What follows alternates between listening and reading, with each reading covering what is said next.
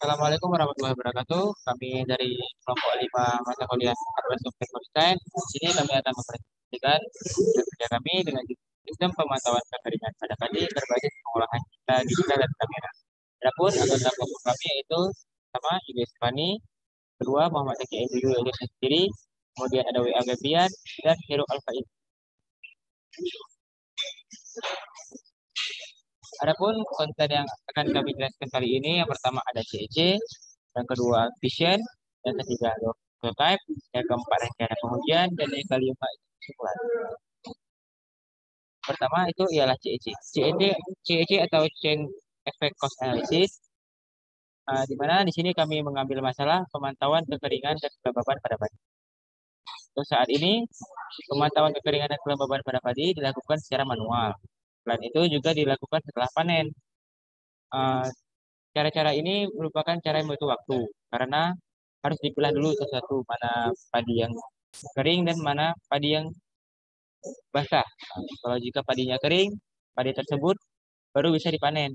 Karena kalau padinya itu terjadi banjir, padinya itu akan menjadi lembab dan padinya akan menjadi bau dan busuk sehingga menyebabkan gagal panen. Selain itu, masalah lain dari pemantauan kekeringan dan kelembaban padi sekarang yaitu tanahnya itu kering sebelum panen sehingga banyak padi yang kosong dan menyebabkan gagal panen. Selanjutnya, untuk vision akan dijelaskan oleh teman saya. Oh, baiklah, jadi di sini saya akan menjelaskan tentang vision atau visioning. Visioning adalah tahap awal yang dilakukan pada proses perencanaan strategis sistem informasi. Jadi setelah melakukan brainstorming,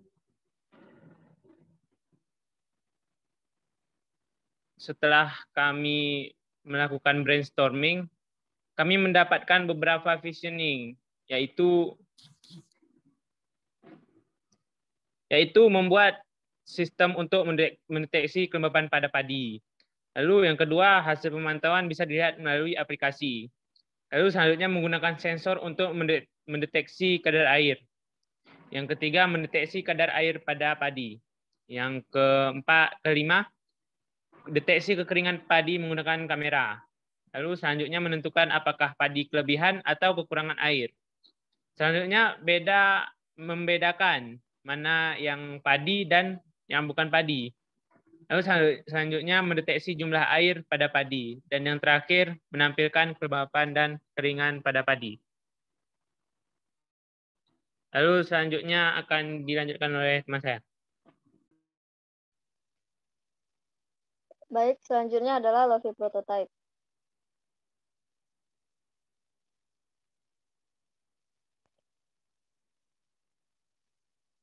Lofi Prototype ini merupakan sebuah wireframe di mana dia akan menampilkan rancangan dari sistem yang akan dibuat. Yaitu di sini untuk Lofi Prototype kami yang pertama ada kamera. Kamera ini fungsinya adalah untuk merekam dan juga memantau padi yang terdapat di sawah. Kemudian setelahnya kamera akan mengambil gambar tersebut dan mengirimkannya melalui Bluetooth ataupun Wi-Fi ke dalam komputer yang dipunyai oleh petani. Di sini pada komputer itu akan menampilkan pemantauan padi yang gambarnya telah terekam oleh kamera tersebut.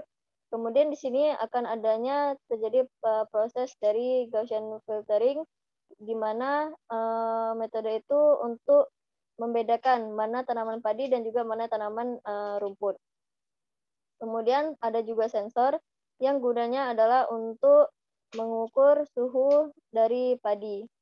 Di sini setelah sensor mengukur suhu yang terdapat pada padi, dia akan mengirimkan pemberitahuan apabila padi tersebut kering ataupun lembab.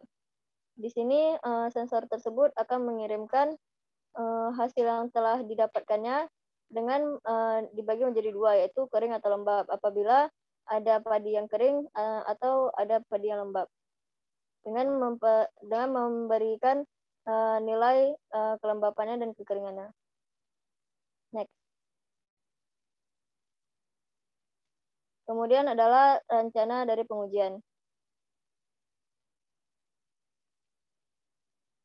rencana pengujian adalah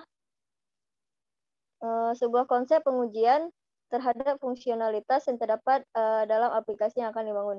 Di sini ada 3 rencana pengujian yang akan dilakukan, yaitu yang pertama adalah pengujian fungsionalitas, yaitu untuk menemukan kesalahan fungsi dari perangkat lunak yang akan dibangun.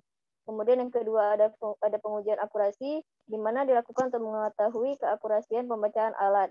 Kemudian yang ketiga, pengujian usability testing, yaitu untuk mengevaluasi user experience dari sebuah produk dengan cara melakukan pengujian kegunaannya dari produk tersebut terhadap pengguna. Selanjutnya kesimpulan akan dijelaskan oleh teman saya. Untuk kesimpulan, kami mendapatkan 2 kesimpulan untuk kali ini. Yang pertama, saat ini pemantauan kekeringan dan kelembaban pada padi dilakukan selama panen dan masih dilakukan secara manual. Nah, hal ini akan memakan waktu, kan? Apakah padi tersebut bisa dipanen atau tidak? Apalagi jika padi yang akan dipilah itu sangat besar. Dan yang kedua, untuk alat yang akan digunakan untuk pemantauan kekeringan dan kelembaban padi ialah menggunakan pengolahan citra digital dan visual, di mana nantinya pengolahan citra akan digunakan untuk membedakan mana padi dan mana yang bukan padi. Akan metode Gaussian filtering. Selain itu, juga akan digunakan sensor untuk mendeteksi kelembaban pada tanah. Sensor yang digunakan adalah sensor untuk meningkatkan akurasi. Dan dari kami lebih cepat.